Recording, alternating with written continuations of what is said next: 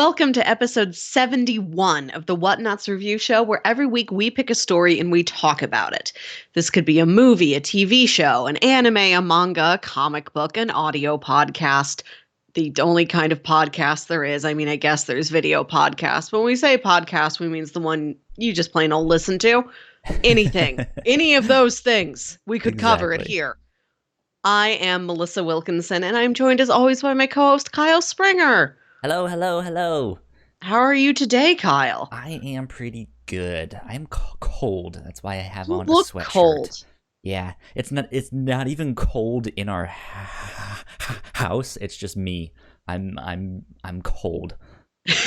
So here I am being cold. Yeah, if you're watching this on the video feed, you will see Kyle's wearing an entire full hoodie, and I'm wearing just a tank top and sweatpants. I have on sweatpants. Except you guys you're all bundled up. See that? Yep. You're all cozy. I'm all bundled up and cozy. Mm-hmm. How are you? I'm good. It is a fine summer weekend out here for me. Mm-hmm. Yesterday, I went to the Small Press Expo in town. Ooh. Because one of my friends... Any cool zines? I saw plenty of zines, but I didn't have a lot of money, so I was scared to pick them up and look at them because I knew I couldn't buy them. Aww. So I just walked around nervously with like my hands neatly folded so that I wouldn't give anybody the impression that I was going to pay them because I couldn't. Aww. I just went so my friend could connect with other local artists. So she's talking and I'm just standing there like politely, nervously nodding. Okay. Thanks for taking me. Yeah. Like, oh, this is good. I feel bad that I can't buy any of these things. So I'd better not touch them or look at them too hard or else they'll think I am going to buy them. So that was my yesterday. Sounds fun. What are we talking about today, Melissa? Today, our topic is a movie. This is a recent sci-fi horror movie. This is from 2018. This is Annihilation. Dum, dum, dum. It's directed by Alex Garland, and this stars Natalie Portman and Oscar Isaac, and other people, but I believe they were the ones who had the biggest faces on the poster. Tessa Thompson is also in this.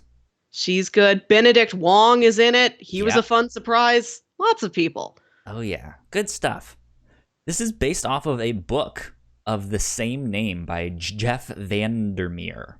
Yes. Apparently, from what I read, it's a case of they made the movie before the books were actually done. Yes. So it's not really based off of the books, but it's kind of got maybe the same starting point. Yes, it's based off the general theme and concepts and beginning character archetypes of the book, I think. Yeah, and then it goes its own route. Mm-hmm. So I had never seen this film. It was one that I saw the trailers of, and I was interested in because one, it's sci-fi. Two, I really like Natalie Portman. And it seemed good, but it I just never went to go see it. I don't know why. But I picked it this week when you pitched it because I had heard very polarizing things about this film. It's one that you either really love and you think it's fantastic, or you're just like, this is fucking awful.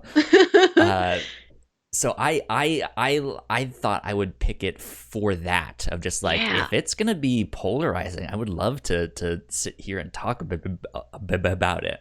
Yeah, the three pitches I gave you were this, Edge of Tomorrow / Live, Die, Repeat, and Moon.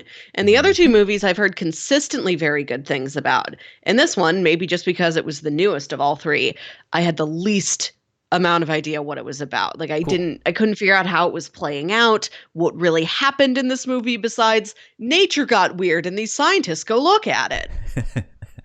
I'm very happy you picked this one. That's kind of it. So the plot for people who might not have seen it yet, or I guess the basic synopsis, not the entire plot. is, yeah, Natalie Portman is this doctor. She is a biologist. She seems to be studying cancer cells and stuff Mm-hmm. like that. And I guess at some point in the film, I think it says 3 years prior, there's a meteor Yeah. that hits the Earth, or something hits the Earth, and then Mm-hmm. things start to change in the area around it. And it starts slowly expanding, and people notice it because there is this shimmer toad, which is Yeah, it's also like what they call it. the whole area is trapped under like an iridescent kind of morphing soap bubble. Yeah, it looks like an oil Yeah. spill, but just like if it was a giant bubble. Yes. So that thing is happening, and they are experimenting on it. They've sent teams in to go figure out what it is, and they don't come back. No, nothing comes back out of there. They have like no records. If it goes in, nothing comes out. Yeah. But the story really kind of begins when Natalie Portman, who has been a widow for the past year, Yeah, her um, husband's in the military and went off on some super secret mission and didn't come back, and she hasn't been able to get any information about where exactly. he was or if he truly is dead or not. Yeah. And all of a sudden, he shows up, Yep. and he seems very different. And Yeah. she's like, something's weird here. I don't know what's going on. So yeah, so then things start to go wrong in her world too, and there's a bunch of military people. They get kidnapped and all that stuff. So that's how it all starts.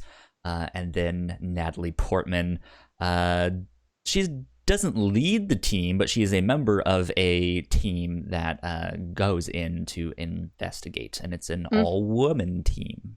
Yeah, they're all Yeah. scientists. Like one of them brings up, "Oh, hey, we're all ladies." And another one's like, "Hey, we're all scientists of some kind." Yeah. Which Exactly. is nice. Exactly. Um so yeah, I think that kind of about covers it for like the Yeah. synopsis of the film. Weird things are happening in the Shimmer. Very weird things. And the movie, we've got the kind of shimmery, iridescent rainbow effect. There's lots of mutations to like the flora and fauna of the area. Mm-hmm. If you've seen the trailer, like what I remembered from it was like all these weird flowers and these like kind of Cool lighting eerie effects looking and mutated deer. yeah. Yeah, it's a really pretty movie. And I mean that word pretty, not just like, oh, those are well done visuals. Those are very vivid and well designed. Like, no, it's bright colors and flowers. Mm-hmm. It's pretty. Yeah. Or at least at times. Because then there Hmm. are Oh, it's also times that are a very little, yeah. horrifying at other Yeah. times. And Exactly. that's what I really liked about it. I am on the plus side for this movie. Everything it did like really worked on me. It was a lot of my specific brand of Nice. horror and sci-fi. Nice. Uh, yeah, I kind of forgot that this was a kind of sci-fi horror film. Yeah. It's I don't think I would classify it as a horror film, but it definitely has certain elements of that. Um, and I think they do it really well, like to the Yeah. point where like I just want to sit there and watch the thing. Mm-hmm.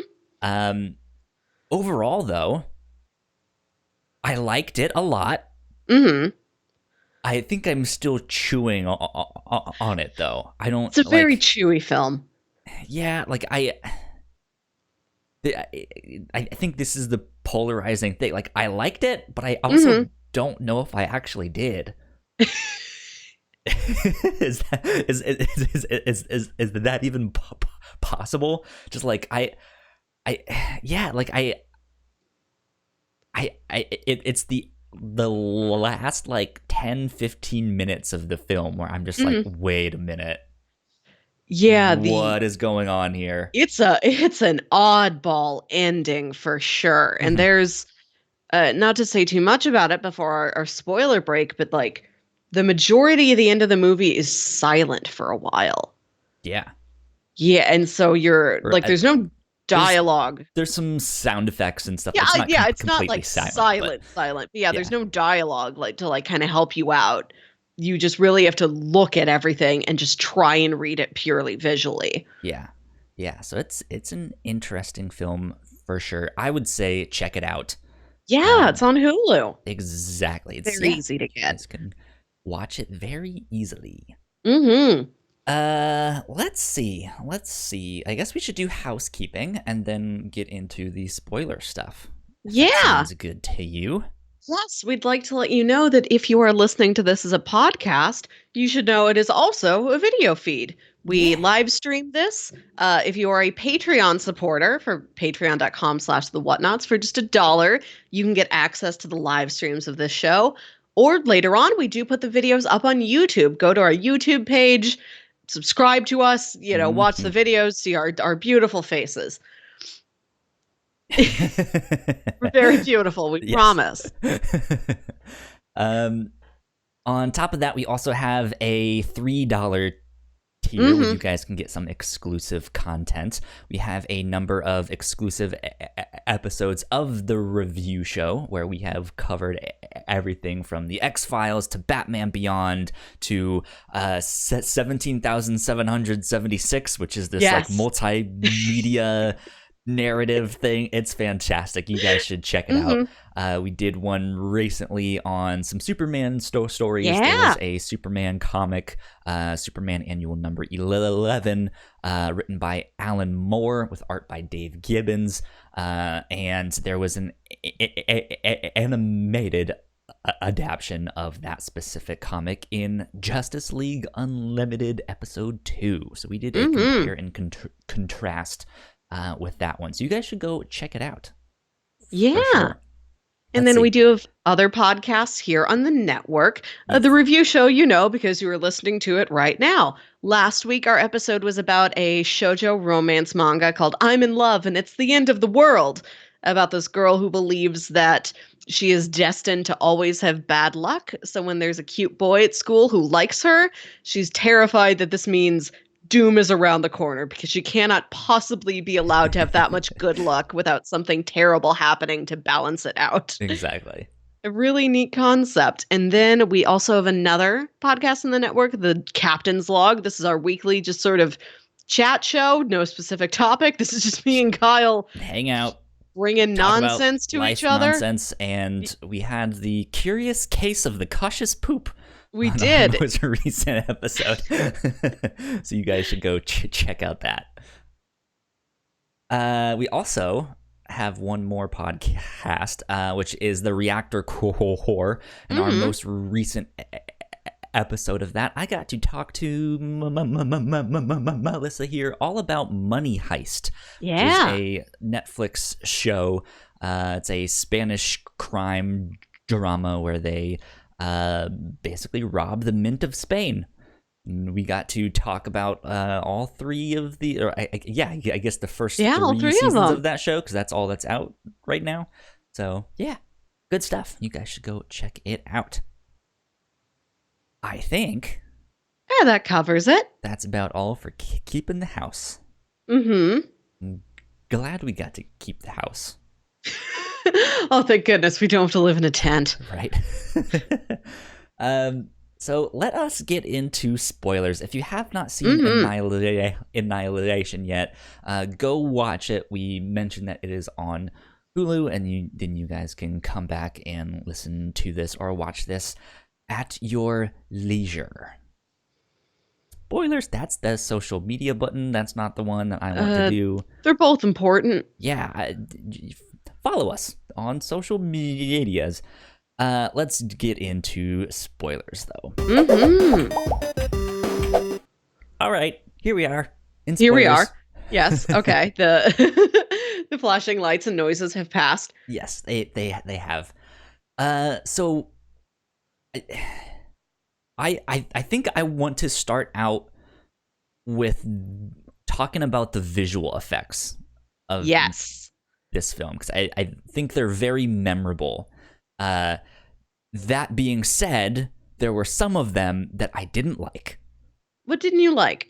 So I'll first say that I really liked the shimmer effect, and Mm-hmm. when they are looking at the thing, it looks fantastic. When they are inside of it, I think the lighting effects look Yeah. fantastic.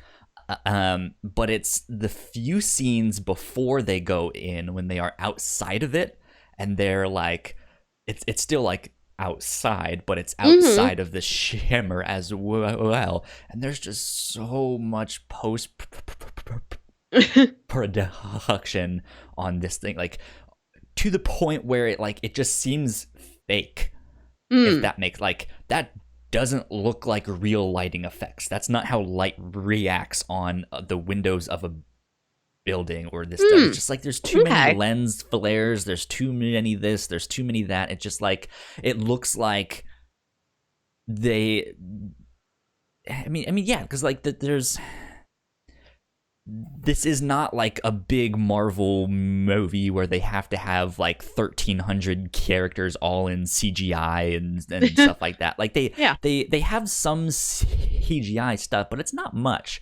So a Mm. lot of the budget of this could go into the effects, and I think they really put it in there. And for the most part, it worked out fantastically. But there's just some like it's like weird yellow tints. Like it's things Uh, that I feel like I would see on a sci-fi original, like the yeah, or sci-fi like that channel. period of film in like the mid 2000s where everybody got too into like color correction Yeah, and yeah, we just had a lot of blue movies for a while. yeah. It's like really intense blues and like yellow skies, and it's just like that. I don't like. I get it. It's a sci-fi film, but I you think don't it need to. kind of makes sense here because they figure out that this shimmer acts like a prism and it refracts things. And I guess Yeah, I could see how it doesn't only refract things within it, but outside of it. I can see how, like, that makes sense. for like a half a mile outside this big bubble, you still get like, oh, the air looks weird around here. That's not what color the sky is. But see, if they had brought that up, that would Yes. be fine. But they don't mention that. Like they just do their own thing.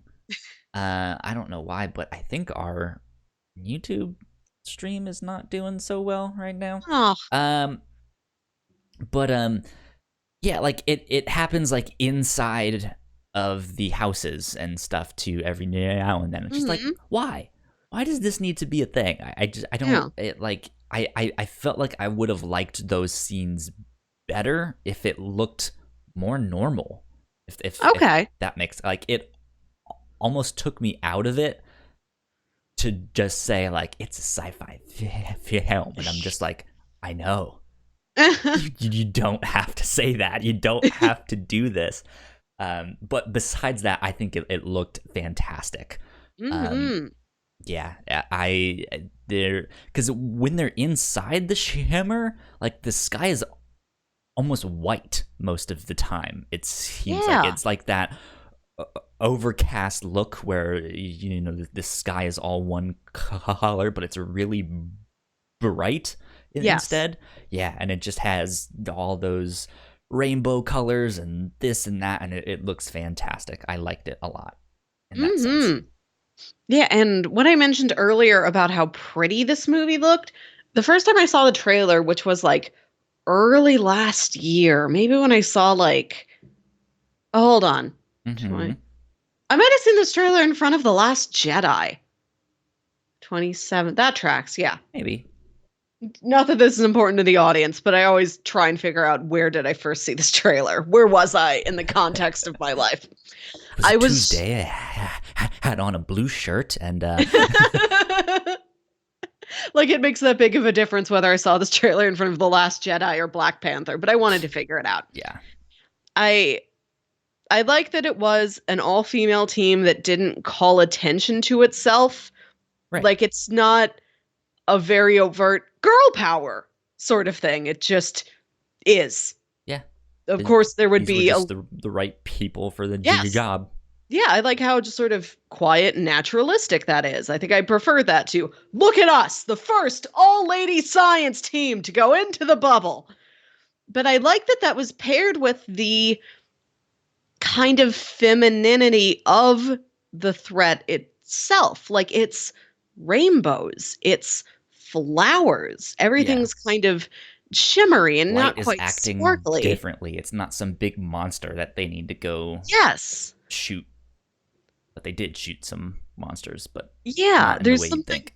Yeah, yeah. There's a big scary alligator and a weird bear that we get to. Or But I was there like a bear? there's a bear. I mean, it's not a bear as we know it. It started Yeah. as bear. It was the bear uh, plus or minus very many degrees, but original bear.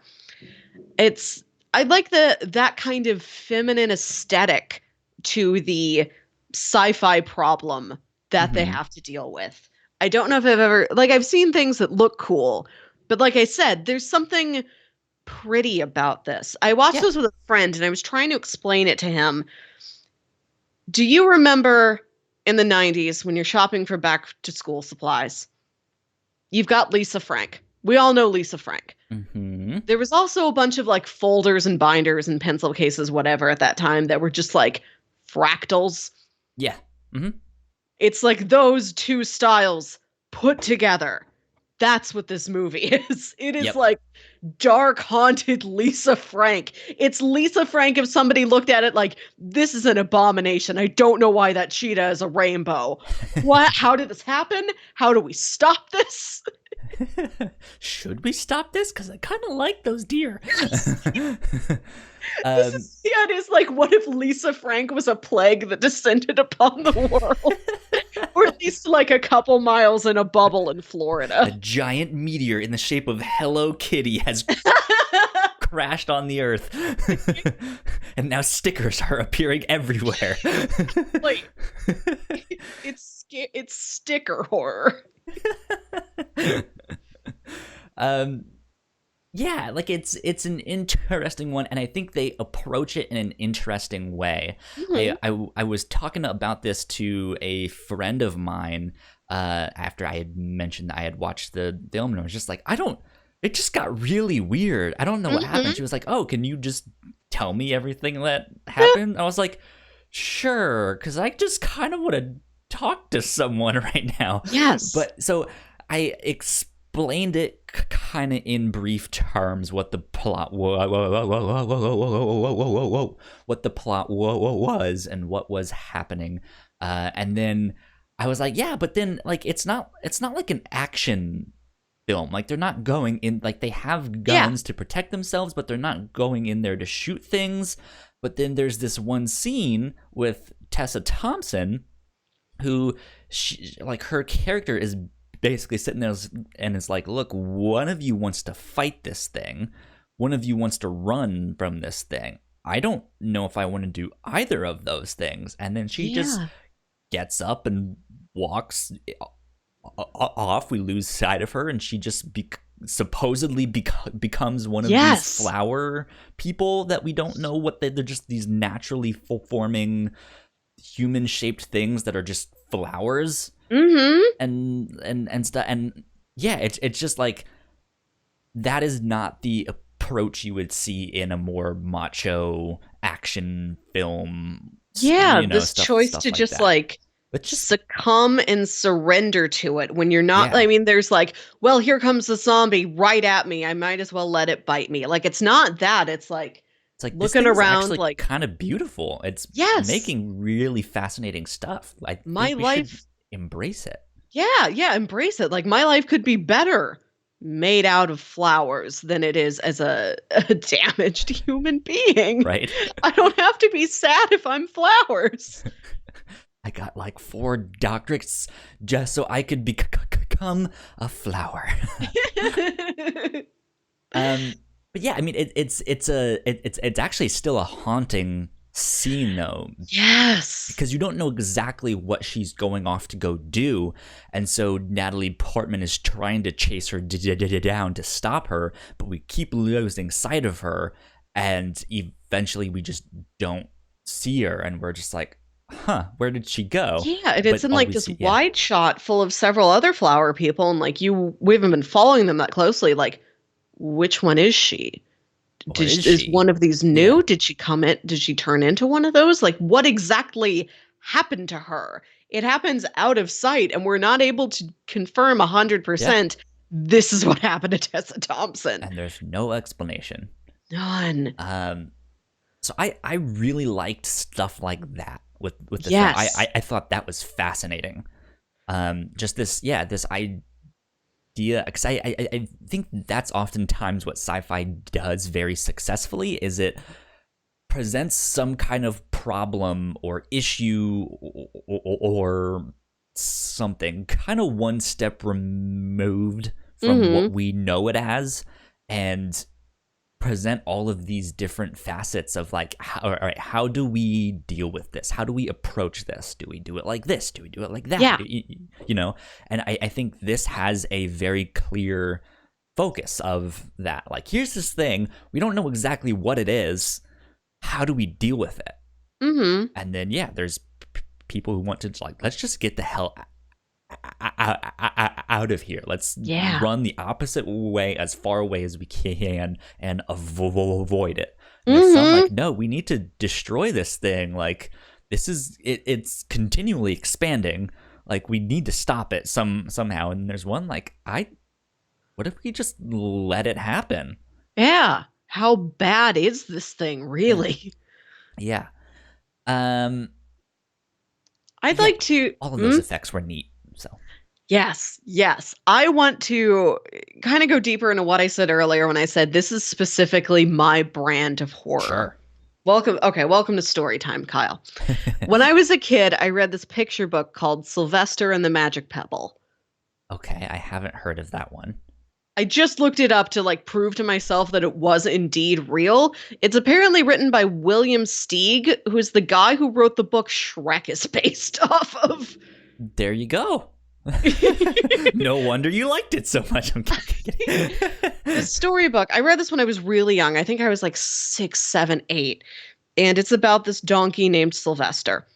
And he's out in the meadow one day and he finds this really cool shiny pebble, and he picks up the pebble. And it's raining that day, and he's just sort of idly holding the pebble and looking at it, and he thinks, oh, I wish it would stop raining. And it stops raining. And he's like, oh, he pieces it together. This must be a magic pebble. He keeps holding the pebble, and he says, I wish it would start raining again. And it starts raining again. So he's found this magic pebble. He's walking back home through the meadow, and he sees a lion, and he's so scared. He doesn't know what to do. He panics and he thinks he has to do something to get this lion to not attack him. So he's holding the pebble, and all he can think of in his terrified brain is, I wish I was a rock. So he turns into this giant boulder. That's a nice boulder. He turns into this giant boulder, and then the lion doesn't attack him. So it's like, the donkey, that prey just turned into a big rock. And he looks at the rock and he sniffs the rock and he's like, well, it's a rock. What am I going to do? Yeah. So this confused lion walks away. Sylvester turned into a giant boulder. The little magic pebble, he doesn't have hands anymore. Well, he didn't have hands to begin with. He's a donkey, but he can't like hold it in his weird hoof anymore. Can't talk, yeah. Exactly. The pebble rolls away. He needed like physical contact with that pebble to make a wish. Mm-hmm. So now he is stuck as a boulder, but he's still conscious, and he feels so helpless and hopeless, and everything is futile. But he's got this living, sentient consciousness inside this inert, non-biological body, and he just like sleeps and laments for months and months, and his parents don't know what happened to him. And the narration says, oh, little did they know that their son was just a mile away from them. And later at the end of the story, the parents, they're like, it's months later, they're trying to get their life back together after their son disappeared, and the dad's like, let's go for a picnic out in the meadow. How nice does that sound? That'll cheer us up. So they go for a picnic, and they see this big boulder, and they set their picnic down on top of the boulder. And then the dad finds the pebble, and he's like, oh, cool, what a neat pebble. And he like puts the pebble on top of the boulder next to all their picnic layings. And then Sylvester, he's like awake again for the first time in forever. He's like, and he can sense, like, those are my parents. My parents are here. I can feel them. I can hear them. And he can tell the pebble is on top of them. And he, like, kind of sends his consciousness to the pebble, like, I wish I was me again. And then pop, the boulder is Sylvester again, and then it's this beautiful, Once you happy pop, the reunion. fun don't stop, as No, they it's say. yes. And this story, like, it's got a happy ending. It's, Uh-huh. a cute little story. But the idea so unsettled me of human, fully sentient consciousness Yeah. irrevocably trapped in an embodiment that is no longer anything resembling a living creature. Yeah. That is my personal specific brand of body horror that always hits me. It's like the thing that unsettles you so much that you kind of love it. Yeah. Like you can't, it's like this itch your brain can't stop scratching every time I come across it. Like, do you remember when we were reading The Chilling Adventures of Sabrina Yes. and those witches turned her dad To a into a tree. tree? That's what I'm talking about. Okay. And that's what this movie has. Yeah. Yeah.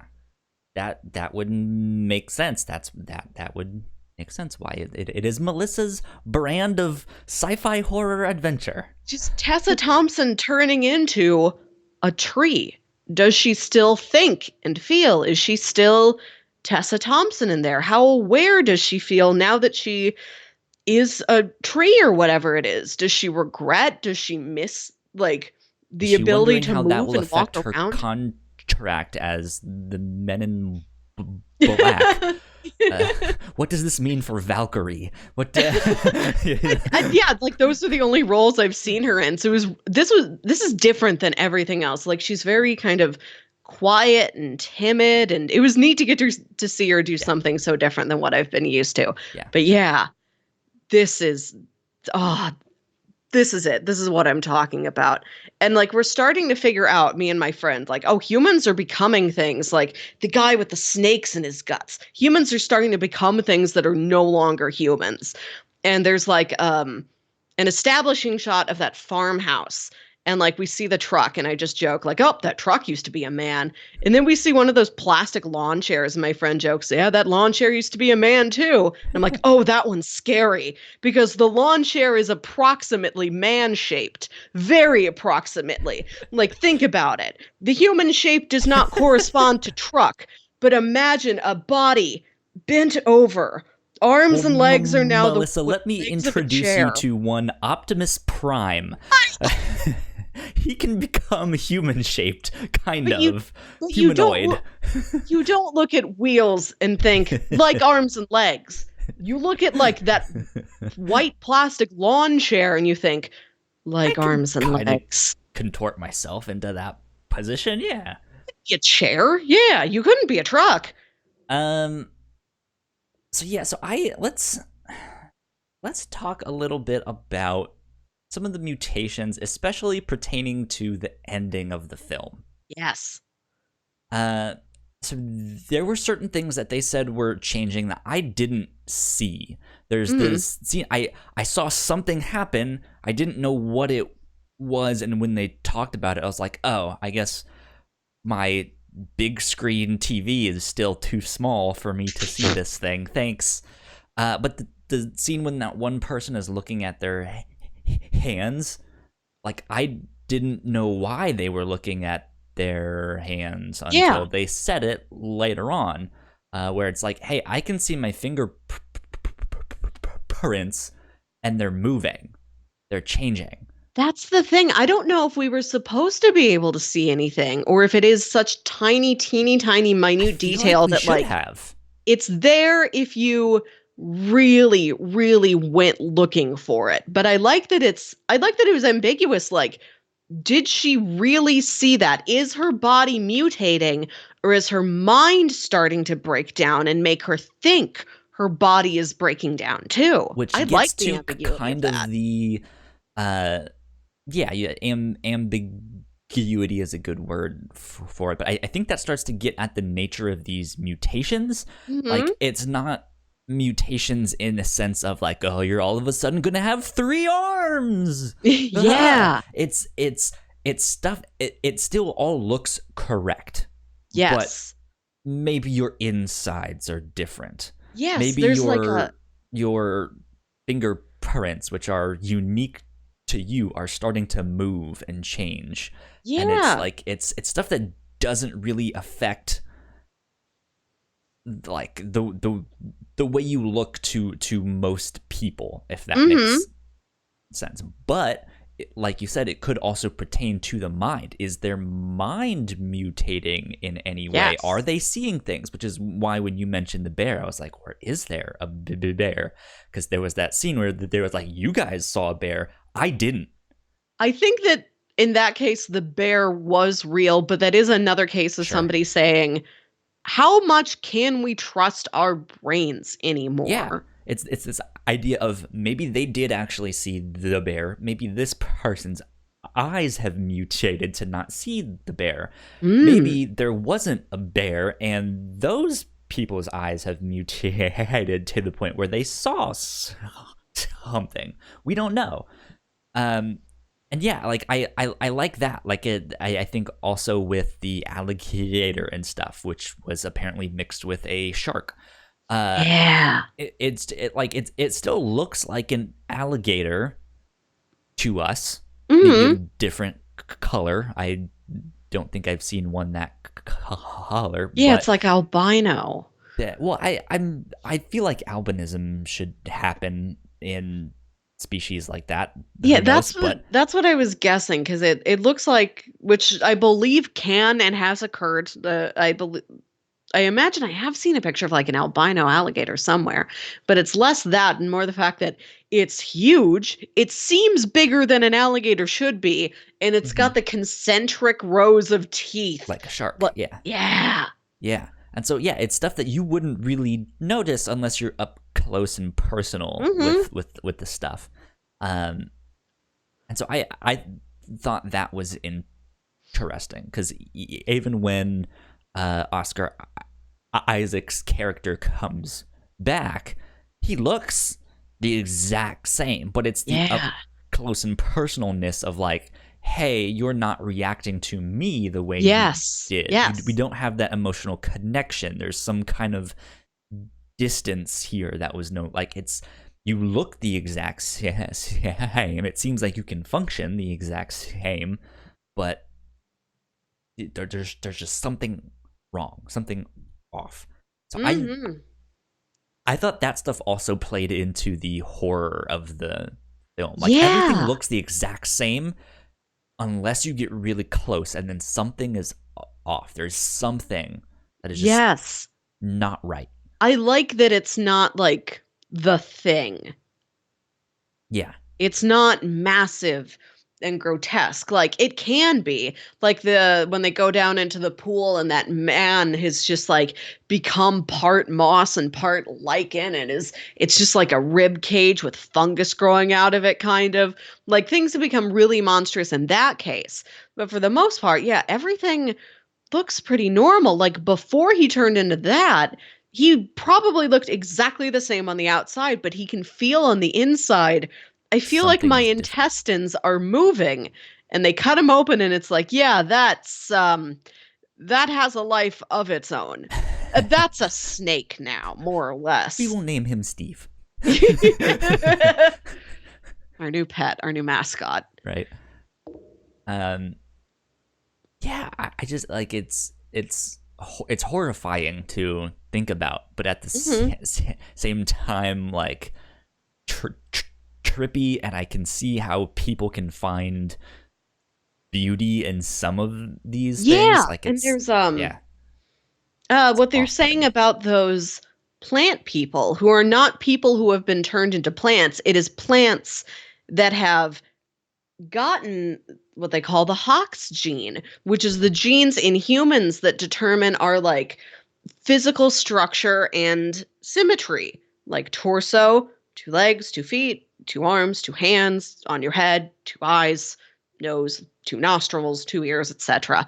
Like the plants have gotten that gene, so they form all these twisting vines that are like there's a head, there's 2 arms, there's 2 legs, Yeah. and exactly it's there is something beautiful about it, and it's not this horrifying like thing-esque grotesque goopy monstrosity because it follows those laws of symmetry.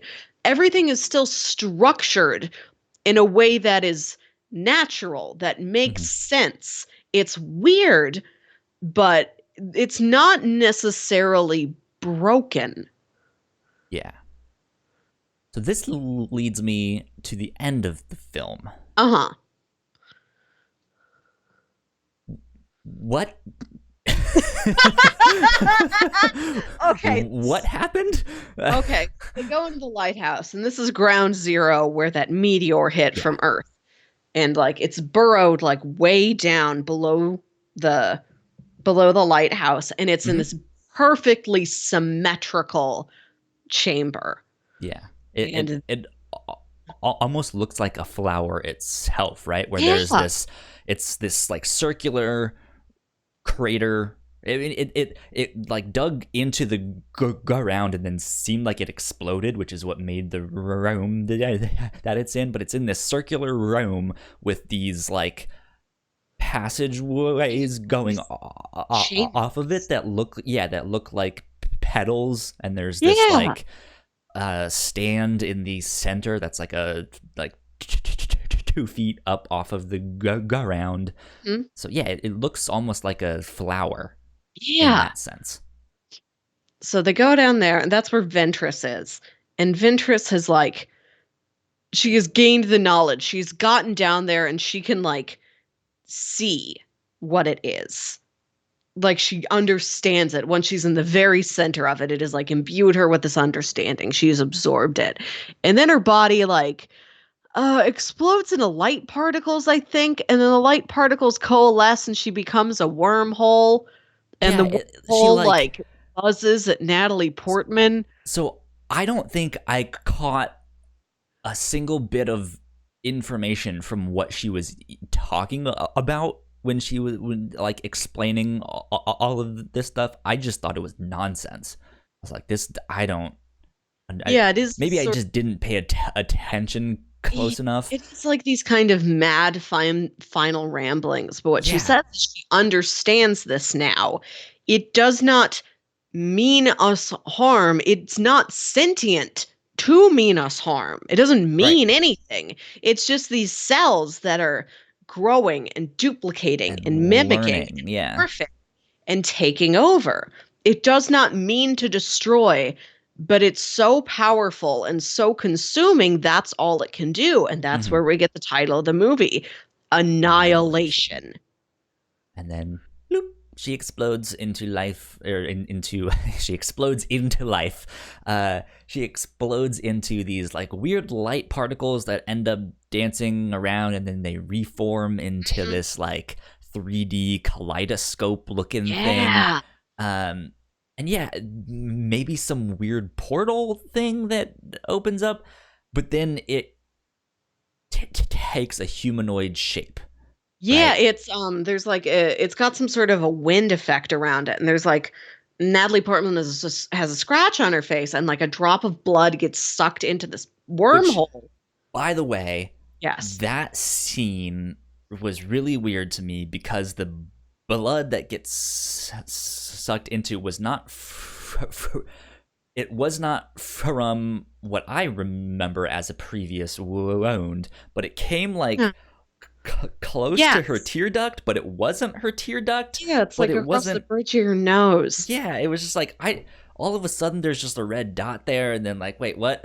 Why is that? Like, why that spot specifically? I Who knows? Mm. I'm overthinking that stuff. Um, but yeah, and then once it gets her DNA, it changes into this like humanoid thing that looks like they're in like a one piece body suit thing. And Yeah, it's like what it reminded me of is very early computer graphics tests where they make just like kind the of, most basic yeah, humanoid figure, like no definition, no single detail on it, just like the outline of head, arms, legs, maybe feet and hands if you're lucky, but just like this flat, like matte thing. yeah. And then it is like, let me show you the dance of my peoples. And they do the dance and end of the film. No. Oh, speaking of dance, this director, I found out he also did Ex Machina, and I'm Mhm. like, that makes sense. These movies have a similar, like, kind Sci-fi of stuff. slow dread to them, Yeah. and like a destruction of not just some humans, but humanity Mhm. as a whole. Even if the entire world is not at stake yet, it might not be at stake for years, but Will like, be one oh, day. what it means for us to be alive and be humans as we know it is starting to break down. Yeah, exactly. But that's when this humanoid thing starts to try and mimic Natalie Portman. Mhm. And It doesn't they're, try, it succeeds. Absolutely. It is yeah, mirroring every single step that she takes. which is why I kind of joked it, like, let me show you the dance of my people, because It's you. My kind people of, is you. right, yeah, like it ends up, it's not a fight scene per se. She tries to shoot it, she tries to punch it and all that stuff, but then Natalie quickly, I keep calling her Natalie, I don't remember the character's Lena. actual name, Lena, um quickly realizes, like, it's not actually attacking me, it's mimicking me in the stuff that I do. So I threw a punch, it did one back. I I'm move trying this to way, it moves that way. I'm trying to go out the door. It is also like it presses again. It traps me between it and the door because it's also trying to leave the door at the exact same time with the exact same motions. Yeah, Like it's not trying to stop her in that moment. It's just trying to do exactly what she is doing. yeah. And it ends up kind of becoming this dance of Yeah. that they do. And it's that, I think that's also one of the things I was like, this is oddly beautiful. Like, it's an Yes. interesting scene. It's fascinating. Um Fascinating, Captain. Yes, fascinating, Captain. Fascinating. But like, there's a scene in there where she blacks out Yes. and she wakes up, and it kind of culminates in Natalie Portman's character, Lena, as we just said, Hmm. finding another one of those white phosphorus grenades, or a Yes. grenade. I'm not sure exactly if Oh, it's and that white phosphorus. video earlier. Oh, I forgot about that until this moment. That video of her husband like killing himself. And then you find out there's a copy of him behind the camera. And he's talking to the copy like, I don't know if I'm you, Or if if you're you're me. me, if I have ever been a person, if anything I remember really happened to me, or if it happened to you. But here I go. Time to die. Yeah. Um, yeah, so like she finds this other she finds this other cannot say the goddamn word. She finds this other grenade. Hmm. Um, she pulls the pin, and then she runs away before the supposed mimic thing Hmm. can do anything about it. The interesting thing is, as they are touching in this moment, this mimic thing starts to take on more and more of her qualities. She starts to Yeah. look more like Natalie Portman, same outfit, all of that stuff. Um, but it stays there holding the grenade, and I think what my read on this whole thing is, when Natalie Portman left and this mimic thing was holding the grenade, it starts to become the grenade itself. So that's why it didn't Yes. necessarily explode like we thought it would. Um, Yeah, it is made out of phosphorescence. It's like you can't catch on fire if you are fire. right. Yeah.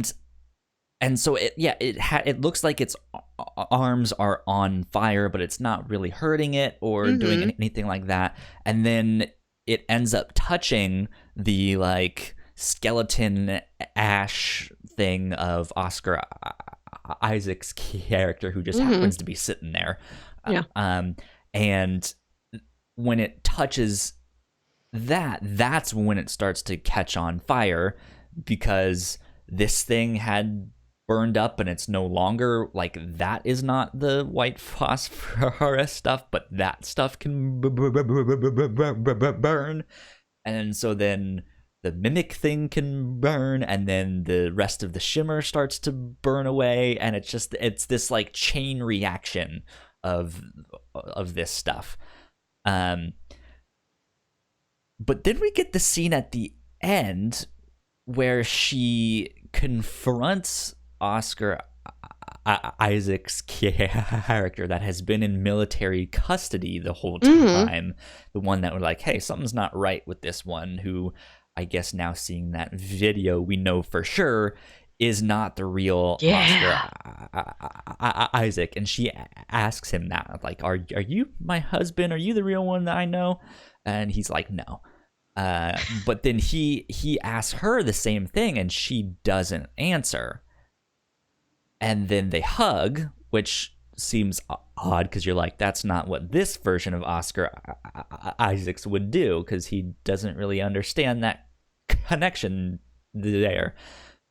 But then when they hug, their eyes kind of glow with that weird, like, fluorescent thing there, but it's subtle enough where it's like, maybe it didn't, but I don't know. Yeah, I like the ambiguity, and I get the perception that is Lena. That is the Lena we have known since the beginning of the movie. Too. But she is not.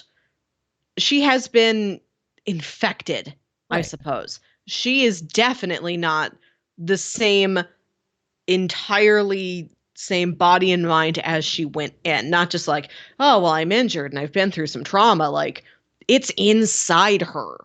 Yeah, which is, and which it's she slowly says morphing as her. much. Yes. Earlier in the film. But, like, I've seen a couple things online being like, no, that is not the original. That is the mimic. And now there are these two, like, mimics out in the world as functioning adults. Why anyone would want to be a functioning adult is beyond me. But just live in the military base the rest of your life. Be like, oh, right. No, I'm sick. You guys have to keep quarantining me and bringing me pudding cups. But it is that open-ended thing where we're not sure exactly. Yes. Yeah, it could be possible. I'd have to watch it again and trace the logistics of, okay, where are you? And then where are they? Could that be the mimic that got out? Or is that just a Lena that has become, she is more Shimmer than human? And is that only going to get worse the longer she's around? All Shimmer, Oscar Isaac. The thing that I saw them kept pointing to was the fact that there was a moment during that end fight dance thing going on, yes, where she blacked out. Yes. And so there is time missing. We don't know if she was there for a day, for a week, for who knows how long. Mm-hmm. And so, yeah, we don't know if she is a mimic of a mimic or something like that. But then there's also the scene where I don't see them mention of, like, yeah, but the mimic was holding the grenade they were touching, and it was the mimic that kept on taking qualities. You know what I mean? Like, it just like, it's all this, like, there's this moment, but there's that moment, but then I don't, Yeah. Okay. But yeah, it ends up being this thing where I think you just have to sit there and chew on it. Like, I don't know exactly what happened or why it happened that way, but it did. Yeah. It just is. It just is. That's a good way to put it. What did you think of the scenes with Benedict Wong and his character and stuff like that? Because that's how they start the film, and we see more of that like stitched throughout the film. I liked that a lot. I like Yeah. that structure of we know Lena survives. Then, of course, we just went through the whole question of is that really her or is that a copy of her? But we start at the end. We start with she has survived. She's going back and telling the story. And we know right from the beginning she's the only one who has made it out. So we're getting to know these other characters who we know are also doomed. Yeah. In some way, shape, or form. Mm-hmm. I like that structure of that. It definitely adds to the uneasiness of the whole thing. Like Benedict Wong, he never sits down. We have no sense of how long it takes for Lena to tell the tale of what happened while she was in the Shimmer. He's standing over her while she's sitting in a chair. It's not the traditional like interrogation setup. And the fact that he never sits down is like such a tense thing. It's like he's so caught up. Like he's Power so like move. yeah, no, well, it's like he's so worried. Like, what does this mean? What do I have to do? Is she going to say something that's really going to change the game around here? Do I have to step Yeah. in action? Or He's just also like in the like fact full hazmat suit and that might not be stuff like that. comfortable to sit down in. You have a Yeah. point. Yeah. But like he's just standing over here and it's like he became so enraptured he forgot he was still standing. And like how was he standing for an hour? Was he standing for 4 hours? And then you can see in like the glass doors outside, there's so All many of other these just like, scientists, yeah. yeah, blank faceless people in all these other hazmat suits just watching. Like the entire base is aware they're talking to her right now. And everybody that can get around there is Wants to there see. watching, listening. Yeah, because they know something's up. I don't know if this scene is before or after she confronts Oscar It's Isaac's before. character. It's before. Yeah, there's all the stuff in the Shimmer, then Benedict Wong, then Oscar Isaac. Because, yeah. I guess I was thinking of, like, maybe someone in that room overheard them. Or it's like, she didn't answer. Maybe something's up with her. Maybe we should sit her down to figure out what the hell is happening here. But no, so another thing that I read about was that, all right, so I as I was watching this film, I knew something was up. I was like, all right, I need to look for clues. I need to figure this thing out before it happens, because then I'll be really excited, being like, I figured it out. Mm-hmm. And the biggest clue we got visually, Yes, is the scene when Oscar Isaac's character comes back and they're sitting at the dinner table, and like she reaches out to touch his hands and stuff, but we're getting the shot through a glass of water, so everything is refracted. It doesn't look the same. It's all twisted. yeah, and like you're seeing like these fingers, and like because the hand part is cut off, you just see fingers, and it's like, wait a minute, like who's like you can't see like the base of the hand or the nails really, because it's just like this little shot through this thin glass, and it's like whose fingers are whose. So very early on, we're getting this like morphing and conjoining visual motif. Exactly. But then there was the scene when he drinks the water and there's blood in the water. Yeah. So I was really, really paying attention to the water that Natalie Portman had at the end of this, of like, oh, is there going to be something in that? 'Cause there is a scene where she takes a sip, and it's like, oh, there's going to be blood in the water. And it's going to be like, oh, she's not the real one. But then there wasn't. Yeah. And then I read something else that was like, the water does actually do something. And I was like, really? I didn't see that. I can imagine that definitely being the case. I wasn't looking at it either. I was looking at that tattoo. She's got that tattoo of the infinity symbol on her forearm. Uh-huh. And I might have to watch the whole movie again to really trace this and make sure I think I'm tracking it the right way. She did not start the movie with that. Anya, the paramedic, she had that tattoo. Hmm. I remember seeing it on her. Like we see it on Natalie Portman in the interrogation, and then in the flashbacks in the Shimmer, we see Anya with that tattoo. Which one is Anya? The Yeah. the paramedic, like with the short hair, who like thinks her fingerprints are moving. Okay. Yeah. Yeah, yeah, She's the more tough one, right? yeah, yeah. Like she's got Okay. it on her arm, and I think with this What frag. happened to her? How did she die? Oh, Was the bear was gets she the her. one that got eaten by the bear? Okay. Right? The bear gets her. But Yeah. like at some point, that tattoo she has is just on Lena, and it's not talked about. It is never given like a close up or anything. It's like this little visual detail that you just have to track with everything else. But I think that's how it goes. It just like refracts itself Onto onto her. Lena, which is interesting because it's not like I don't know, a freckle or a mole or something like that. Like that is Yeah. man-made. You know, your DNA does not say you have a tattoo. Right. So Well, I I don't know exactly how it works. I have a number of tattoos, but it's the thing, like once that ink is in those cells will replicate with the ink oh in there. So if yeah. I like Yeah. cut myself or something, when it heals again, it will heal in that same color. Hmm. So it's not DNA related, but Okay. it's still just like, yeah, like it's just there were cells So that ended up yeah, interesting. replicating like that. Okay, So cool. yeah, weird stuff. Yes. Weird stuff.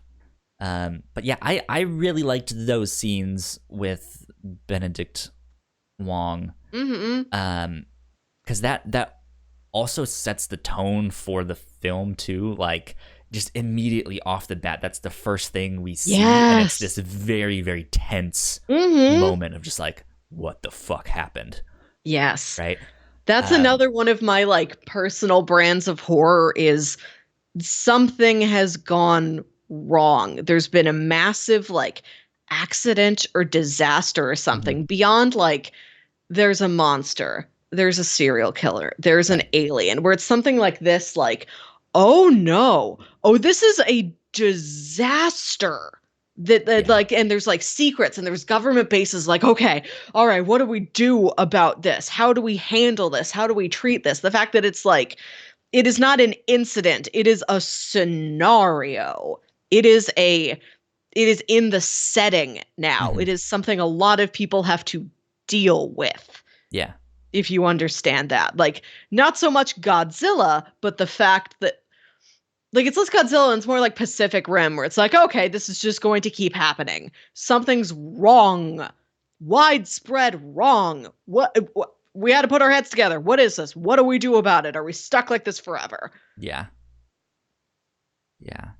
Uh, so one of the interesting takes that I saw on this film was an article from Collider, Mm-hmm. written by Matt Goldberg from back in January, where he basically posits that this whole thing is a metaphor for cancer. Yes. And our first big clue is that at the start of the film, Mm-hmm. when we see Lena teaching, she is teaching these students about cancer cells and how they replicate and all sorts of Yeah. stuff. And then here is this thing that comes down to Earth, and it is doing exactly that. It is replicating, and he was basically saying like it is a cancer story, but not your typical one about, oh, here's someone who gets cancer, and it's a Yeah. real touching tale. It's, what if the Earth got cancer, Yes. and just things just start mutating and growing and expanding, and it just, yeah, like what do we do? How does that work? So what do you think of that? I thought that was kind of fascinating. That tracks. That makes sense. And it's Yeah. the movie has a lot of things going on. So I don't think that's the end of all the Right. Right. symbolism, but it's definitely part of it. Do you remember there's a brief flashback to just like Lena and Oscar Isaac, I think his name is Kane. They're Yep. like Kane. sitting in bed and reading. The book she's reading is called The Immortal Life of Henrietta Lacks. This is a woman who decades ago had cancer, and Hmm. scientists took some of her cells in whatever scientific fashion. I don't know. I forget the details of the story, unfortunately. They take some of her cells to use to like study and see if they can like develop treatments or something out of it. But there's enough cells that they continue like replicating, kind of. So she is dead, but there are cells from her body that still live and Weird. seem like they, unless somebody goes in and destroys them, they will continue to live. So it's like, it's a question of like, is she alive? If, you know, and Hmm. what rights do like her next of kin have to these living cells from her body? Yeah. Yeah. That's fascinating. Yeah, I like that take on it, that it is cancer of the Hmm. earth, right? And that's not really something that has happened in this manner. Of course, there are all kinds of mutations and stuff Yeah. like that we can see out in nature, but not to this magnitude. I feel in one Yes. concentrated spot and not on so many different things in that one spot. Yeah, and like there's that Mexican cave of crystals that looks like the Fortress of Solitude, where there's like, have you seen this thing? I don't think so. Here, let me make sure I've got that name right. Cave of Crystals, Cave of Wonders. Yes. Yes, yes, yes. Go do a Google image search Cave for of Cave of Crystals. Crystal. It is these huge like clear crystal spires. Like here, this thing. You know this crystal I'm always playing around with. It looks like this, but it's like Yeah. clear instead of like a rose quartz. Massive. And they just found a cave full of these things like deep underground in Mexico. Look at them. Yeah, they just look like giant spikes. They're like 40 feet long. You can see human beings like crawling around in them, and the human beings are so tiny. Yeah. It's like this massive, and they're just all jutting and bumping into each other and like hitting other ones and shattering, and like things Weird. like this have happened. But this movie is like, what if the Earth does way weirder things like that on Yeah. this big, big scale? Yeah. So, whoops, there we go. Back to two of us. Um yeah, like it's just it's fascinating to think about, and then it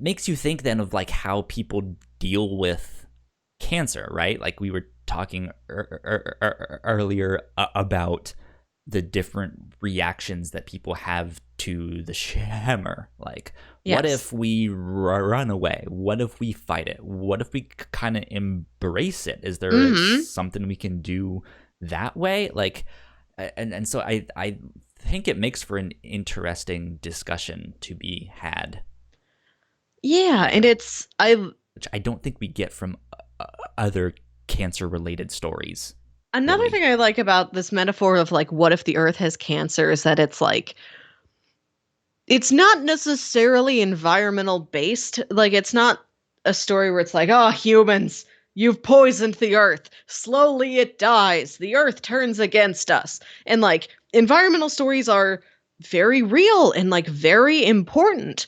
But I like that this is a story where like the earth is a threat that's just different than that, where that it's just outside of that usual metaphor, which is an important metaphor, but I don't know, it's Right. just nice to just see something different every once in a while.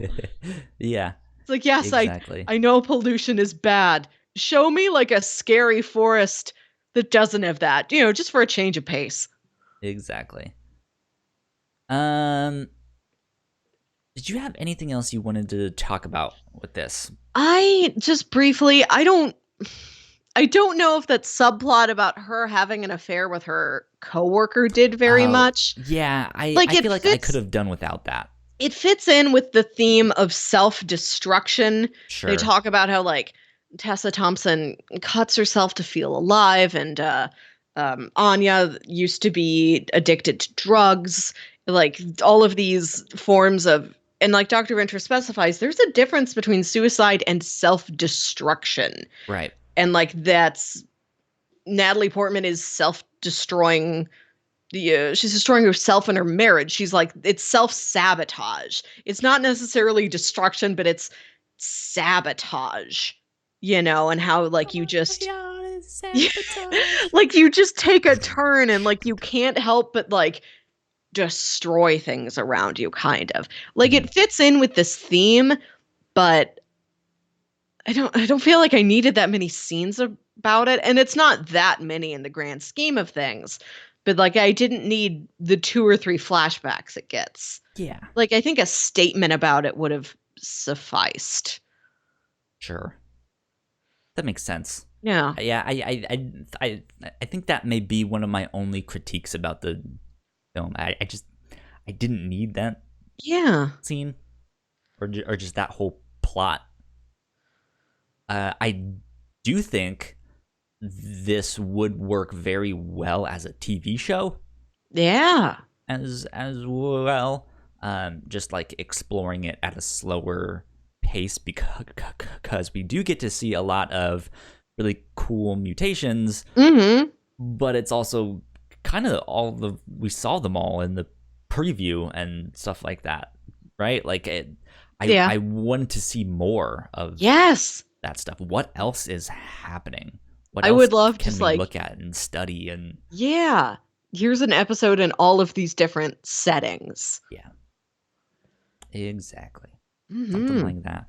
I'm trying to come up with what else I might recommend if you liked this. This I wouldn't necessarily call this a recommendation, but as soon as I saw the trailer for this movie, something it reminded me of is the third Pokemon movie. Do you Okay. remember do you remember that one, the one with Entei? Where like I know I've seen it. I don't it's like remember it though. Entei and this little girl, and they form a psychic connection, and she's trying to like hide away from the rest of the world, and there's these massive crystal structures that like pop up around her house, Huh. and like there's news crews that are like, there's all these weird crystal formations out in this forest around this house. What are these? Where did these come from? What do we do about them? Can we get around them? Can we break them? So that reminded me of that a lot. Something I would recommend based on this movie is a horror movie called The Descent. The Descent. Okay. Yes. This is another it is a all-female nature-based horror movie again. It's about this There you group go. of friends that are going like spelunking down in a cave. Right.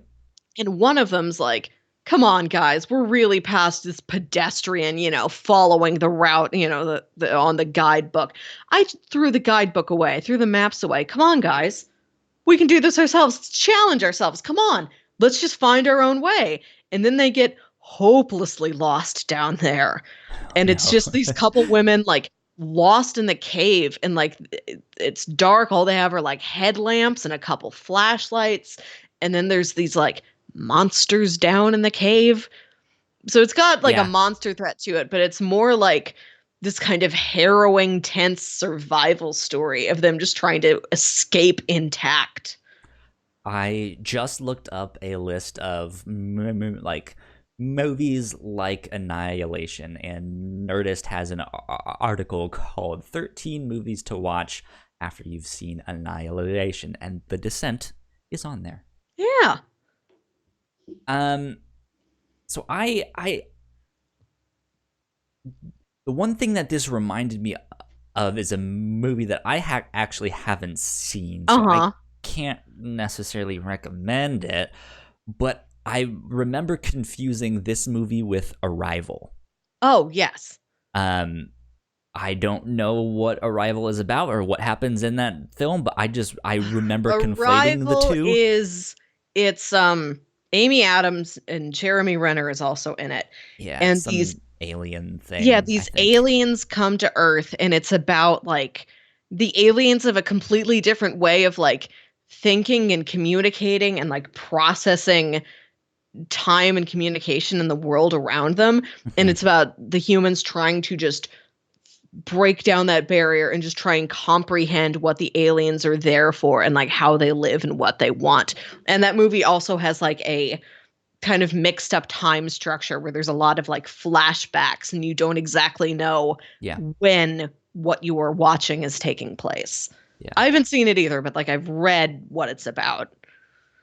Um, just want to mention also on this list, which I have seen some of these other articles mention, is The Stalker Huh. by Andrei Tarkovsky, Oh, okay.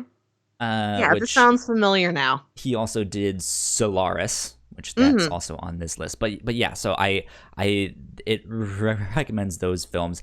I actually want to recommend an audio drama podcast, Wolf 359. Oh, that's a good idea. It's not necessarily about people going into this otherworldly kind of quarantined area, Mm-hmm. but Wolf 359 is about a crew of scientists and soldiers and all of so on and so forth, um, orbiting around a star, Wolf 359, and studying it.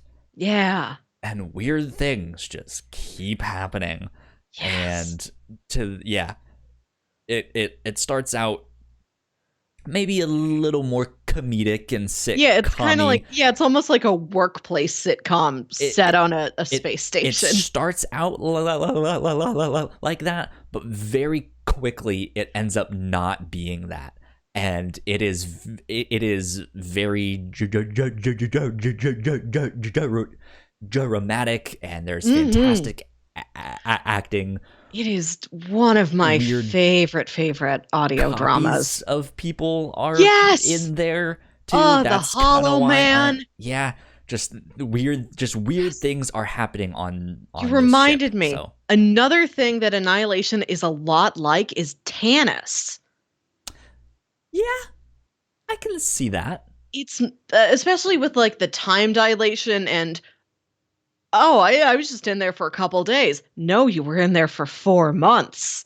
Yeah, And true. just like, Tanis is another audio drama podcast by the people that created the Black Tapes mhm. podcast, where the Black Tapes focuses more on like spooky ghost story Yeah, stuff. it's This very focuses X-Filesy. more on like conspiracy theories and It's cover-ups, yeah, and it's a but lot in a about this weird kind of supernatural occult way. it's like this sort of abstract natural horror where there's like a place on Earth, there's a zone you can Or go is into it in a like the place? Pacific Northwest that is it's supposed to like dilate time and break time and like if you go in there you They don't lose know your what mind. Tanis is. That's kind Yes. of the whole thing of what is Tanis? Where is Yeah. Tanis? When is Tanis? Exactly. Like that's why I Why say is it's Gamora? extremely abstract. Yeah. But this is one of the things it plays with is Mhm. this like area you go into where like the laws of time and space and physics don't apply anymore. And if you get out at all, like your mind is seriously warped after that.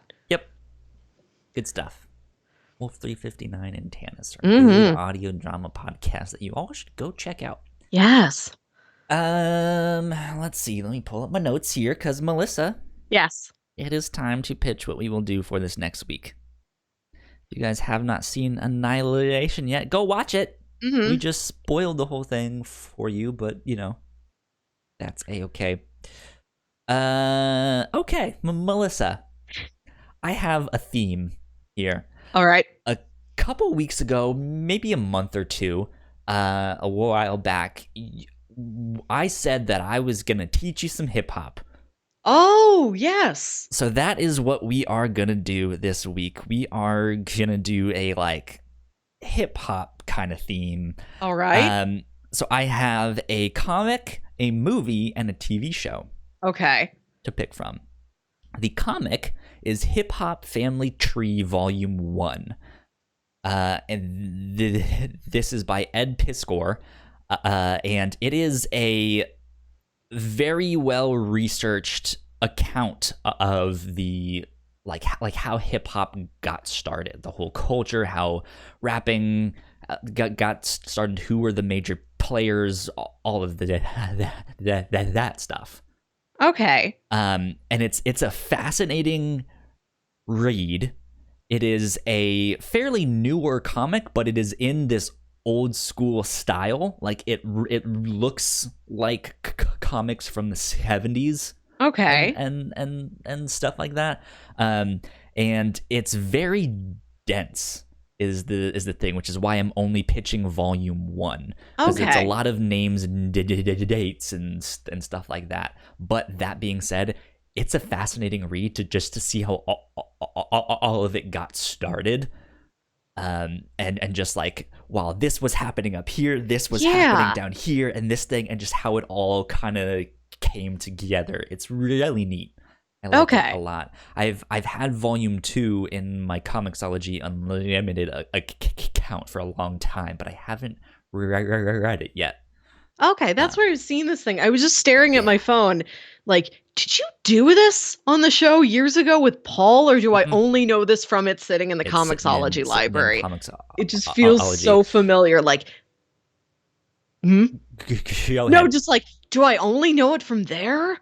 Have I just seen this so many times it is ingrained into my brain? Like, they must have talked about it. Yeah, that's why it's been in there. Yeah. Okay, so but this is a nonfiction, just like historical account. Pretty well accurate. Okay.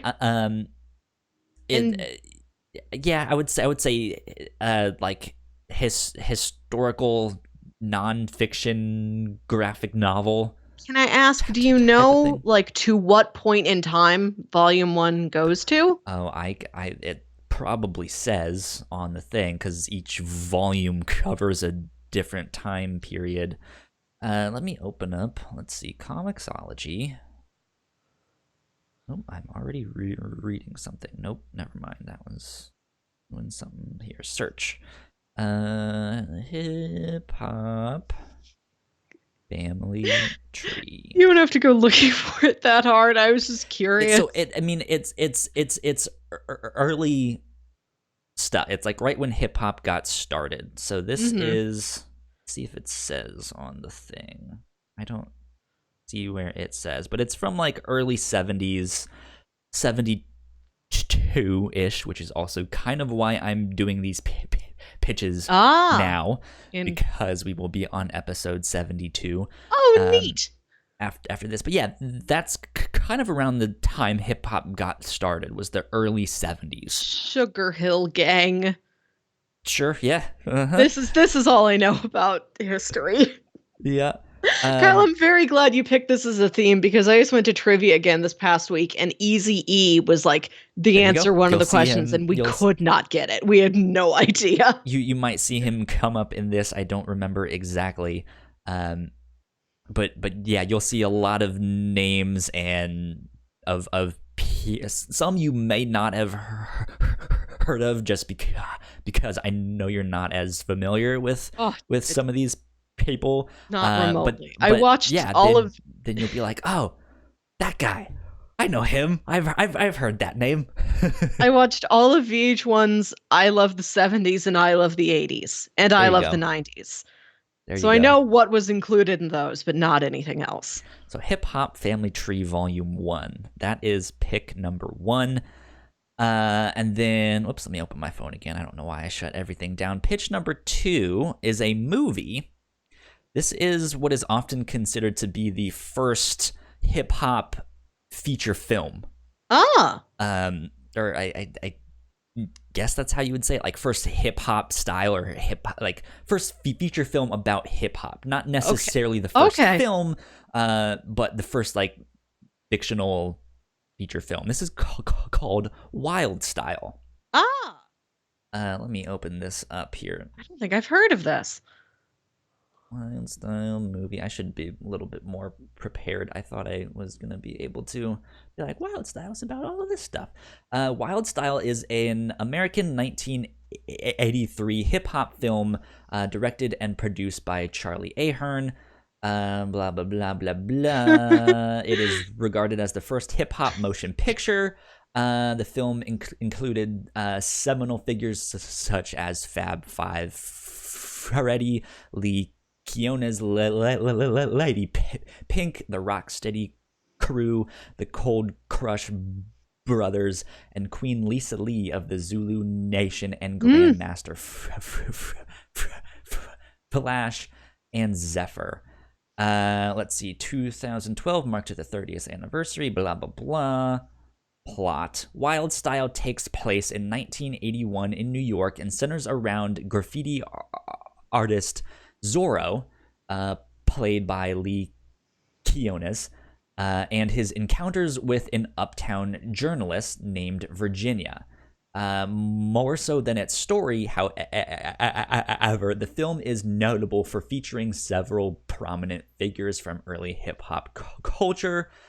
Throughout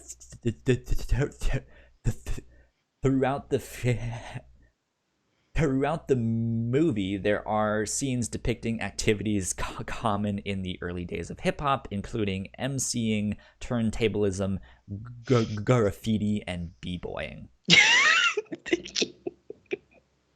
The film demonstrates some of your favorite activities. Yeah, it's the four elements of hip-hop. You'll learn what those are. And only the Avatar can use all four. Mm-hmm.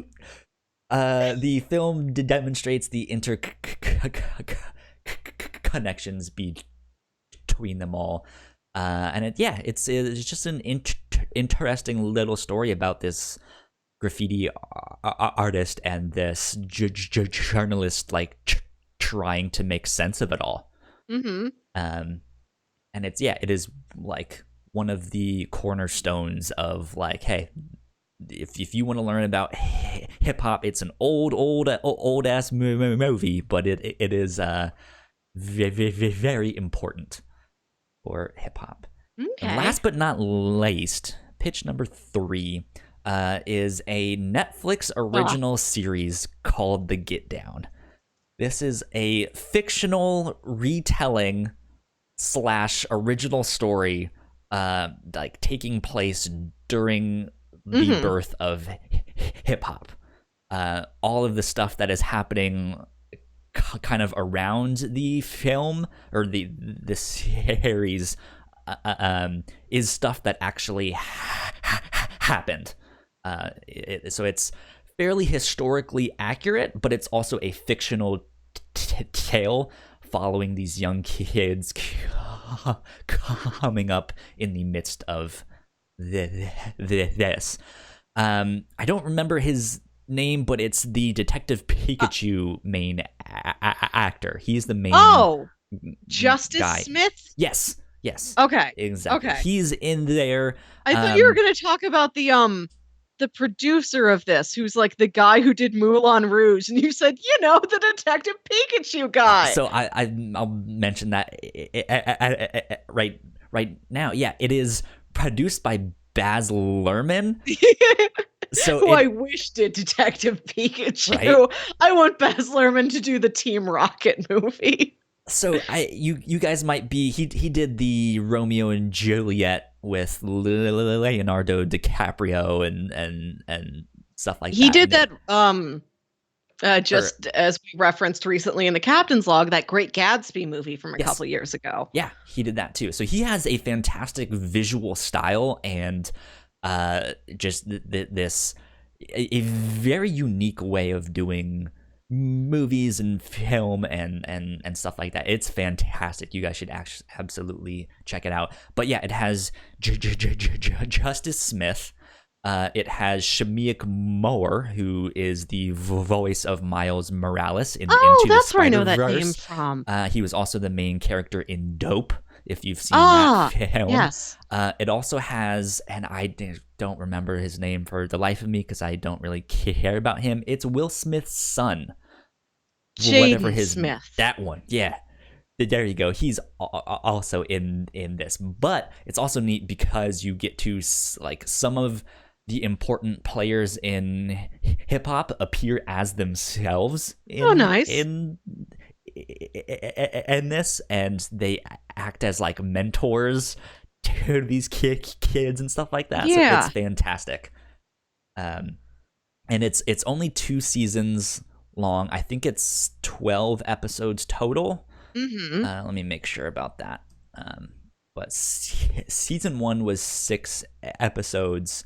Season 2, I think, was also 6 episodes. Get down on Wikipedia. Here we go. Why does it not say how many episodes? Number of episodes, 11. There you go. But it's also kind of a musical at times. Too. They do some musical pieces because it's not only about hip hop but also about like disco and stuff like that. Just the whole like nightlife and urban scenes that were happening at that time. So yeah, I think it is fascinating. Pitch number 1 was Hip Hop Family Tree Volume 1. Pitch number 2 is Wild Style. And pitch number 3 is The Get Down, seasons 1 and 2. Since I am so unknowledgeable, I think it is the smartest choice to go with Hip Hop Family Tree because it is the most factual. It is the most historically accurate, and I think that's what I need. Sounds good. This one, I will have to say, it is just one volume that we'll be covering, but it is very dense. It takes a long time to read. Okay. So carve out the time you need to make sure you get all that done. Okay. But yeah, I think this one is the least non-fictional. The most historically accurate, or the it is the most non-fictional. It is the least fictional. Least fictional. Whatever. I don't know how these things go. It is the truthiest one. It just call it fake or not. Fiction, non-fiction. What the fuck? But yeah, I think this will be fun. Awesome. It'll be a good read. But I highly recommend you also go check out The Get Down because that's a lot of fun too. Alrighty. But next week, Hip Hop Family Tree Volume 1 is what we will be covering for episode 72. Melissa, where can the people find you on the interwebs? You can find me on Twitter and Instagram at WilkyWit. That's WILKYWIT. Oh yeah, and I am at Yo Kyle Springer on Twitter and Instagram. We are at the Whatnauts on Twitter if you guys want updates with any of our shows. Go like, share, subscribe. Subscribe to us on YouTube. Follow us on Twitch. Patreon.com/the Whatnauts is where you can support us. We also do want to give a big shout out to our patrons at the $5 tier. So thank you to Sam and to Christine for helping us make all of this fantastic content. We appreciate you guys. And with that being said, we will see you guys next week. Adios. Bye. Hey, thank you so much for checking out that episode of the Whatnauts review show. We hope you liked it. And if you did, you guys should go subscribe to our channel right up there. Go watch one of our other videos right down there because we have a whole bunch more where that came from. More episodes of the review show, completely different podcasts like the Captain's Log or the Reactor Core. We have a ton of stuff you guys should go check out. So yeah, you guys should go do that and we would love you a long time. Okay, thanks, bye.